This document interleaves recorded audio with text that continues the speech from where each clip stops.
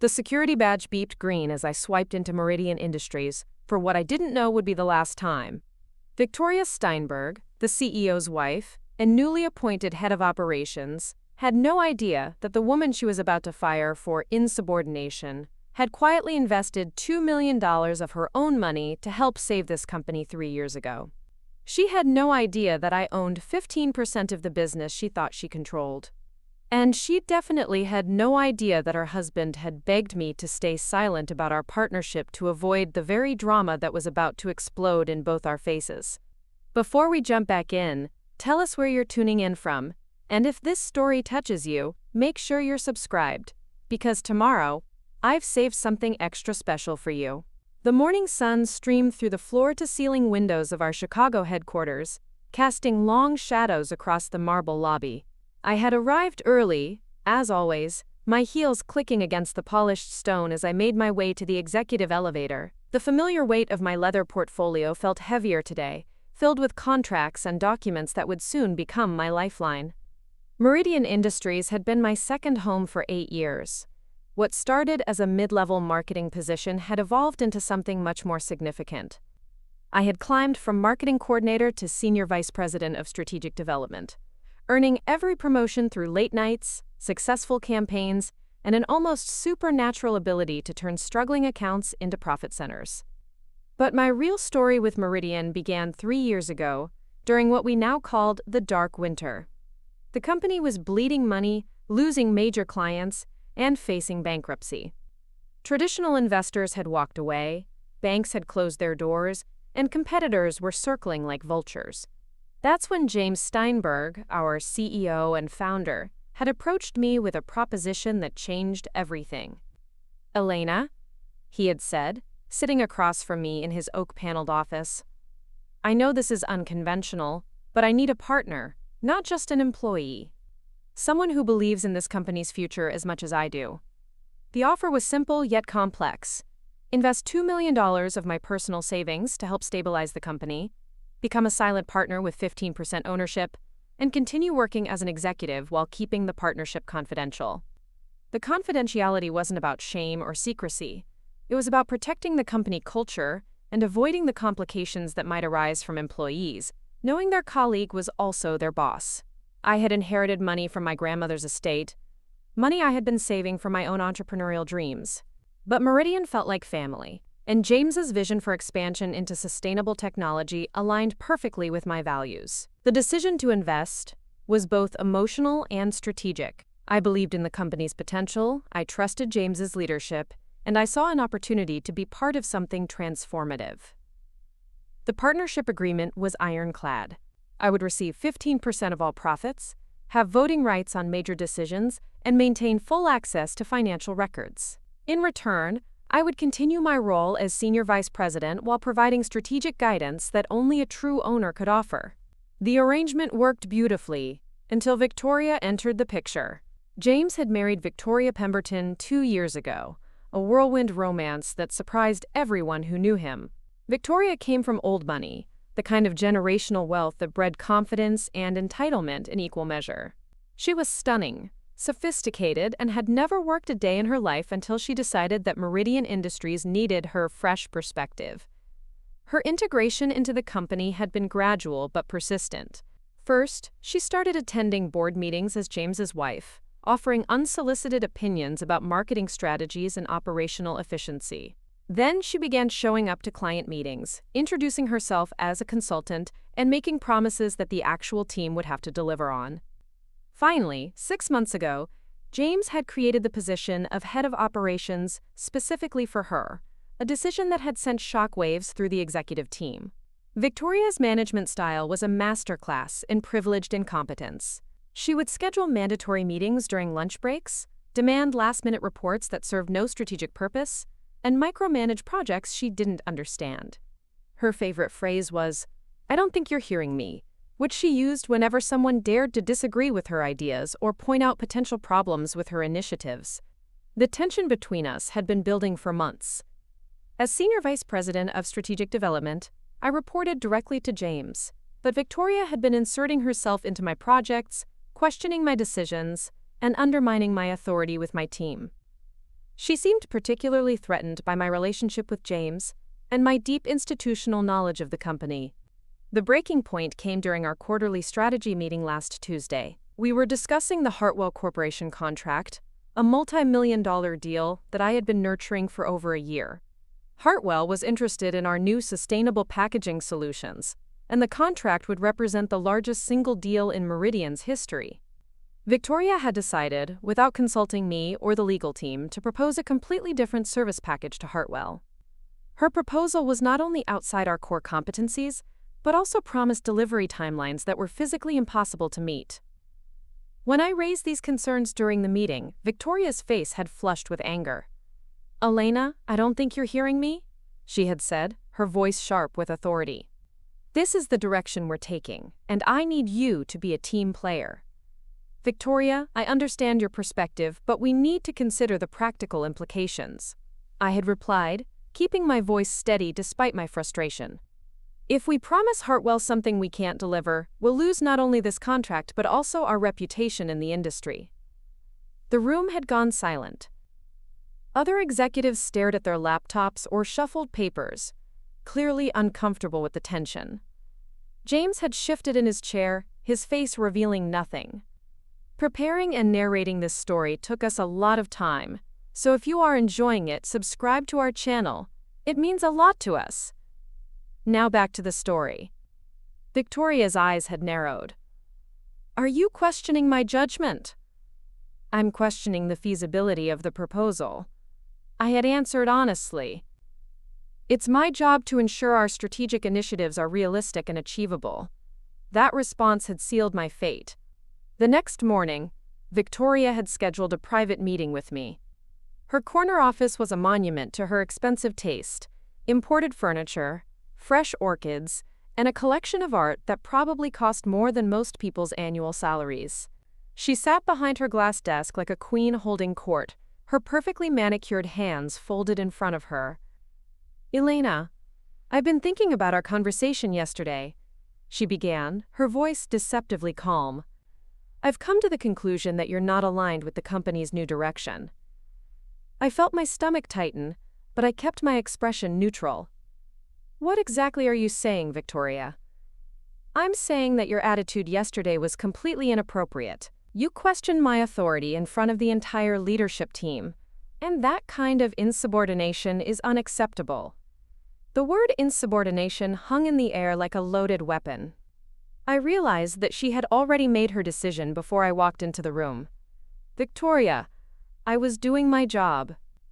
Strategic analysis includes identifying potential risks and challenges. That's what you pay me for. She leaned forward, her blue eyes cold and calculating. "What I pay you for?" "Elena, let me be clear about something. This is my husband's company, which makes it my company. You work for me now, and I won't tolerate employees who think they know better than management." The irony was so thick I could taste it. If only she knew that I didn't work for the company. I partially owned it. If only she realized that her husband had trusted me with confidential financial information and strategic decisions that she had never been privy to. If only she understood that the money she was spending on her office renovations and unnecessary consulting fees was partially my money. But I couldn't say any of that. The partnership agreement included strict confidentiality clauses, and revealing my ownership stake without James's consent could void the entire arrangement. I was trapped by the very agreement that was supposed to protect me. "I understand your concerns," I said carefully. "Perhaps we can discuss this with James and find a way to move forward that works for everyone." Victoria's laugh was sharp and humorless. "James supports my decisions completely. In fact, he's the one who suggested that we might need to make some changes to the leadership team." My heart sank. Either James was lying to his wife about his support, or he was throwing me under the bus to avoid marital conflict. Either possibility was devastating. "What are you proposing?" I asked, though I already knew the answer. "I'm proposing that today is your last day with Meridian Industries. Security will escort you out after you've cleaned out your office. Your final paycheck will include 2 weeks, severance, which I think is quite generous considering the circumstances." The words hit me like physical blows. 8 years of my career, 3 years of secret partnership, and millions of dollars of my own money invested in this company, and she was dismissing me like an intern who had spilled coffee on important documents. Victoria, I think there's been a misunderstanding. There's no misunderstanding, Elena. You're fired. For insubordination, for questioning authority, and for creating a hostile work environment. I sat in stunned silence for a moment, processing the magnitude of what was happening. Victoria continued shuffling papers on her desk, clearly considering the conversation finished. "I'd like to speak with James before I go," I said finally. "James is in meetings all day. He's asked me to handle this situation, and that's what I'm doing." She looked up at me with a smile that didn't reach her eyes. "Security will be here in 5 minutes to walk you out. I suggest you use that time to start packing." The walk back to my office felt surreal. Colleagues I had worked with for years looked up from their computers, their faces a mixture of curiosity and sympathy. Word traveled fast in corporate environments, and I could see in their expressions that they already knew what had happened. My office was a testament to 8 years of dedication. Awards lined the walls, client thank you notes filled a bulletin board, and family photos sat beside industry recognition plaques. I had built relationships, closed deals, and created strategies that had generated millions in revenue. Now I had 5 minutes to fit my professional life into cardboard boxes.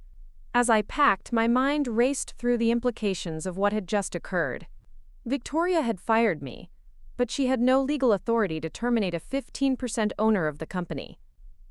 The partnership agreement clearly stated that only a majority vote of all partners could remove me from my ownership position. Victoria didn't even know about the partnership, which meant she certainly hadn't convened any kind of vote. My employment contract was separate from my ownership stake. She could fire me as an employee, but she couldn't steal my investment or my ownership rights. The question was, what would I do with that knowledge?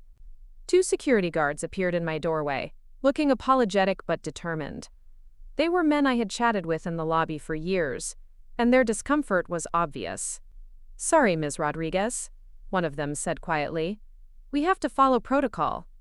"I understand," I replied, closing the last box. "Just doing your jobs." The walk through the office felt like a funeral procession. Some colleagues pretended to be busy with their work while others watched openly. A few offered sympathetic nods or whispered, "Good luck," as I passed. The elevator ride down to the lobby was silent, except for the mechanical hum of the building's machinery. As we reached the main floor, I turned to the security guards. "Can I ask you something?" "Sure, Ms. Rodriguez." "Do either of you have the authority to fire 15% owners of this company?" They looked confused. "Ma'am, we just escort people out. We don't know anything about ownership." I smiled for the first time that morning. That's what I thought. Standing on the sidewalk outside Meridian Industries, holding my boxes and watching employees stream in and out of the building, I felt a mixture of devastation and determination. Victoria Steinberg thought she had won. Thought she had eliminated a threat to her authority and secured her position as the power behind her husband's throne. She had no idea that she had just declared war on someone who owned part of the battlefield. The Chicago wind whipped through the downtown canyon, carrying the scents of coffee shops and exhaust fumes. I loaded my boxes into my car and sat behind the wheel for a moment, staring up at the glass tower that housed the company I had helped save and the business I still partially owned. My phone buzzed with a text message from my assistant, Maria. "Can't believe what happened. Everyone is talking about it. Call me when you're ready." Another message from David Chen, my closest colleague in the strategic development department. "This is insane. Victoria has lost her mind. The whole team is in shock." And then, surprisingly, a message from James himself. "Elena, I need to explain. Can we meet tonight? This isn't what I wanted." I stared at that last message for a long time. James needed to explain. He was the one person who could have prevented this disaster, the one person who knew about my investment and partnership status. Either he was complicit in Victoria's decision, or he was too weak to stand up to his wife. Neither possibility inspired confidence. But I also knew that I needed information before I could plan my next move. The partnership agreement gave me certain rights and protections, but exercising those rights would require careful strategy and impeccable timing. I started my car and drove toward my apartment, my mind already working through possibilities. Victoria thought she had checkmated me, but she didn't realize she was playing against someone who had been studying the board for 3 years. The game was just beginning, and I held cards she didn't even know existed. My apartment felt smaller that evening, the walls seeming to close in as I spread the contents of my partnership agreement across my dining room table. The legal documents looked so clinical under the warm lamplight, but they represented the most important decision of my professional life. I had invested $2 million and 3 years of my career into this company, and Victoria's dismissal couldn't erase that history with a simple security escort. The partnership agreement was 27 pages of carefully crafted legal language, but the key sections were crystal clear. As a 15% owner, I had irrevocable rights to financial transparency, strategic input, and profit distribution.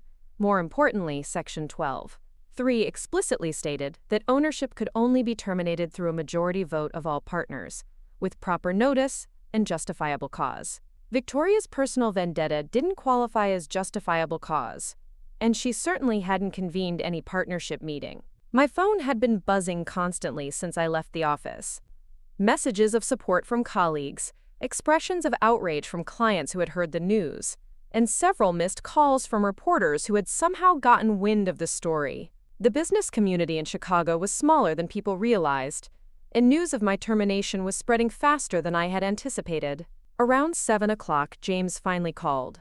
His voice sounded strained when I answered, like a man trying to navigate between 2 dangerous precipices. "Elena, we need to talk. Can you meet me at Riverside Grill in 30 minutes? I'll explain everything." Riverside Grill was a quiet restaurant tucked away from the main business district, the kind of place where sensitive conversations could happen without unwanted ears. I arrived first and chose a corner booth with a clear view of the entrance. When James walked in, he looked like he had aged 5 years in a single day. He slid into the seat across from me, his usual confident demeanor replaced by something that looked suspiciously like shame. "Elena, I'm sorry. I never wanted this to happen." "But you let it happen," I replied, keeping my voice steady. "You're the CEO, James. You have the authority to overrule your wife's decisions, especially when they involve your business partners." He winced at the word partners. "It's complicated. Victoria doesn't know about our arrangement, and if I had intervened today, she would have demanded to know why." I wasn't prepared for that conversation. "So you threw me under the bus to avoid an uncomfortable discussion with your wife?" "I was buying time," he said quickly. "I thought I could fix this quietly, maybe convince her that firing you was a mistake without revealing the partnership details." I leaned back in my chair, studying the man I had trusted with my financial future. "James, do you understand what your wife just did? She didn't just fire an employee. She attempted to steal from a business owner. She tried to eliminate a partner without following any legal protocols." His face went pale. "What are you saying?" "I'm saying that Victoria's actions today constitute a breach of fiduciary duty and potentially fraud. She made a unilateral decision about company ownership without the authority to do so. If I wanted to, I could have her arrested." The waiter approached our table, but James waved him away with a distracted gesture. "Elena, please, let me fix this. I'll talk to Victoria tonight, explain the situation, and have you reinstated by tomorrow morning." "Reinstated?" I laughed, but there was no humor in it. "James, your wife called me insubordinate for doing my job. She questioned my loyalty to a company I helped save with my own money. She humiliated me in front of security guards and made me pack up 8 years of my career in 5 minutes. And you think a simple reinstatement will fix this?" He ran his hands through his hair, a gesture I recognized from our most stressful business negotiations. "What do you want me to do?" "I want you to honor our partnership agreement. I want full transparency about what's been happening in my absence from decision-making processes. And I want to understand how your wife gained so much authority over a company she has no legal claim to." James was quiet for a long moment, staring at his hands. When he finally spoke, his voice was barely above a whisper. "Victoria has been pushing for more control ever since we got married. She thinks the company is underperforming, that we need fresh leadership and new strategies. She's been in my ear constantly about making changes. Changes like firing the person who helped save the company from bankruptcy? She doesn't know about that. She doesn't know about your investment or your partnership stake. All she knows is that you've been here longer than she has, and that I value your opinions highly. The pieces were starting to fit together. Victoria saw me as a threat not because of my performance, but because of my relationship with James. In her mind, I was the other woman. Not romantically, but professionally. I was the person her husband turned to for advice, the colleague he trusted with sensitive information, the employee who had influence she couldn't understand or control. James, this isn't just about your wife's insecurity. This is about the fundamental structure of our business relationship. I invested $2 million in this company because I believed in your leadership and your vision. But if you can't protect your partners from personal vendettas, then maybe I need to reconsider my involvement. His eyes widened. What are you saying? I'm saying that I have options. Legal options, financial options, strategic options. Your wife thinks she's in control, but she's operating with incomplete information. I could exercise my partnership rights and force a complete financial audit. I could demand a board meeting to address her unauthorized actions. I could even explore selling my stake to a competitor who might be very interested in acquiring 15% of Meridian Industries. James looked stricken. Elena, please don't do anything drastic. Give me 48 hours to sort this out. Let me talk to Victoria and find a solution that works for everyone. I considered his request. Part of me wanted to unleash the full force of my legal rights immediately, to show Victoria exactly who she had decided to mess with. But the strategic part of my mind recognized that patience might be more powerful than immediate action. 48 hours. I agreed. But, James, understand this. I'm not just your employee anymore. I'm your partner, and I expect to be treated as such. If Victoria wants to play power games, she needs to understand that she's not the only one with leverage in this situation. After James left, I sat in the restaurant for another hour, thinking through my options. The partnership agreement gave me significant legal protections, but exercising those rights would mean going public with information that could destabilize the company. On the other hand, allowing Victoria's actions to stand would set a dangerous precedent and potentially compromise my investment. I pulled out my phone and called Patricia Walsh, my attorney, and one of the few people who knew about my partnership stake in Meridian. Patricia had helped draft the original agreement, and her legal expertise had been invaluable in protecting my interests. Elena, I heard what happened today. Are you okay? I'm fine, but I need your professional opinion. Can Victoria's termination of my employment affect my ownership stake in the company? Patricia was quiet for a moment. Absolutely not. Your employment and your partnership are separate legal entities. She can fire you as an employee, but she has no authority to touch your ownership rights. In fact, her actions today might constitute a breach of fiduciary duty, since she made decisions about company personnel without full knowledge of the legal implications.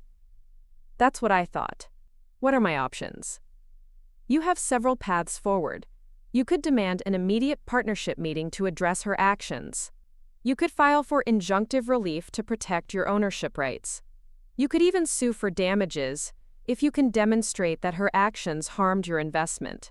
But Elena, all of those options would make your partnership public knowledge. That was the crux of the problem. The confidentiality agreement that protected the company from internal drama also limited my ability to defend myself.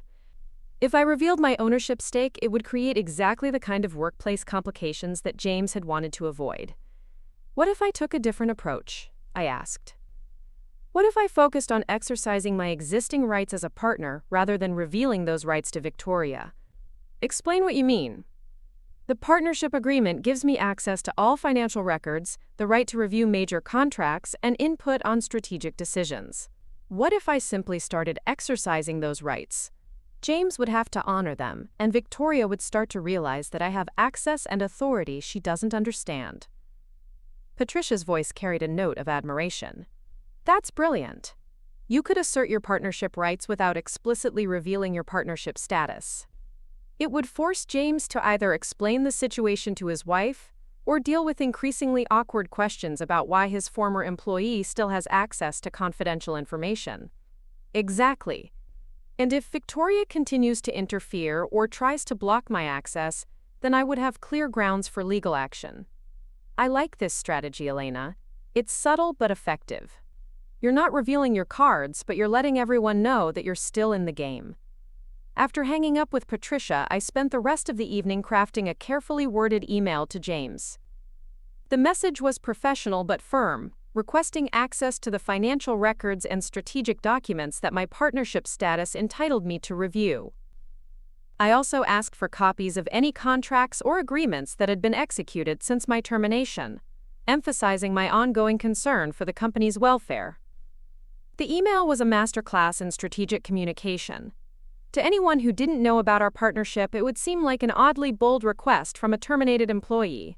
But James would understand exactly what I was doing, exercising my legal rights as a business owner. I sent the email at 11:47 p.m., knowing that James typically checked his messages late in the evening. His response came back within minutes. "Elena, I'll have the documents ready for you tomorrow. Let's meet at my office at 8 a.m. before Victoria arrives." The next morning, I dressed in my most powerful business suit, a charcoal gray ensemble that commanded respect and projected confidence. I arrived at Meridian Industries at exactly 8 a.m., walking through the same lobby where I had been escorted out just 24 hours earlier. The security guards looked confused when they saw me, clearly uncertain about how to handle my presence. I approached the front desk with a calm smile. "Good morning. I have a meeting with James Steinberg." The receptionist, Linda, had worked at Meridian for 12 years and knew me well. "Elena, I heard about yesterday. I'm so sorry." "Thank you, Linda. Is James expecting me?" She nodded and handed me a visitor's badge. Though we both knew the irony of a company owner needing visitors' access to her own building. James was waiting in his office with a thick folder of documents. He looked tired, like he hadn't slept much the night before. "Elena, thank you for coming. I have everything you requested. Financial statements, contract summaries, and strategic planning documents." I took the folder and began reviewing the contents. What I found was both disturbing and enlightening. In the 3 months since Victoria had taken over as head of operations, the company's expenses had increased by 37%. She had hired expensive consultants, upgraded office furniture, and instituted new policies that required additional administrative staff. More troubling were the contracts she had authorized without proper review. The Hartwell Corporation deal that had sparked our confrontation was just one example. Victoria had been making promises to clients that the company couldn't fulfill, creating potential liability issues that could cost millions in damages. "James, have you reviewed these contracts that Victoria has been approving?" He shifted uncomfortably. "She's been handling operational details so I could focus on long-term strategy." "This isn't operational detail. This is fundamental business management. Look at this Hartwell contract. She promised delivery schedules that would require us to hire 50 additional employees and lease new manufacturing space. The profit margins don't support those commitments." As I spoke, I noticed movement in the hallway outside James's office. Victoria had arrived early, and through the glass walls I could see her talking animatedly with her assistant. Her body language was agitated, and she kept glancing toward James's office. "She knows I'm here," I observed. James followed my gaze. "I told her we were meeting to discuss the transition of your projects to other team members. And she believed that required 3 hours and a stack of confidential financial documents?" Before James could answer, Victoria appeared in the doorway. She was impeccably dressed as always, but her usual composed demeanor was cracked around the edges. "James, what's going on here? Why is she in your office reviewing company documents?" I looked up from the financial statements, meeting her gaze directly. "Good morning, Victoria. I'm reviewing materials related to my ongoing concerns about the company's strategic direction." Her face flushed. "Your ongoing concerns? Elena, you don't work here anymore. You have no right to access confidential information." "Actually," I said calmly, "I have every right to review these documents. James and I have a business relationship that extends beyond my employment status." Victoria's eyes narrowed. "What kind of business relationship?" James looked like he wanted to disappear. This was the moment he had been dreading, the conversation he had been trying to avoid. But my partnership rights couldn't remain secret forever. Not if I was going to protect my investment and hold Victoria accountable for her decisions. The kind of business relationship, I continued, that gives me legal standing to question why company expenses have increased by 37% in 3 months, why we're entering into contracts with unsustainable profit margins, and why operational decisions are being made without proper financial analysis. Victoria's composure cracked completely. James, what is she talking about? Why does she have access to financial information? Why are you letting her question my decisions? The moment of truth had arrived. James could either stand up for our partnership and protect the company's interests, or he could continue enabling his wife's destructive leadership. The choice he made in the next 30 seconds would determine not only my future with Meridian Industries, but the future of the company itself. I closed the folder of documents and stood up, my decision crystallizing. Whether James found the courage to tell his wife the truth or not, I was done hiding. Victoria wanted to play power games, but she had been playing without knowing the rules. That was about to change. Victoria, I said, my voice steady and professional, I think it's time you learned exactly who you decided to fire yesterday. Up next, you've got 2 more standout stories right on your screen. If this one hit the mark, you won't want to pass these up. Just click and check them out. And don't forget to subscribe and turn on the notification bell so you don't miss any upload from us.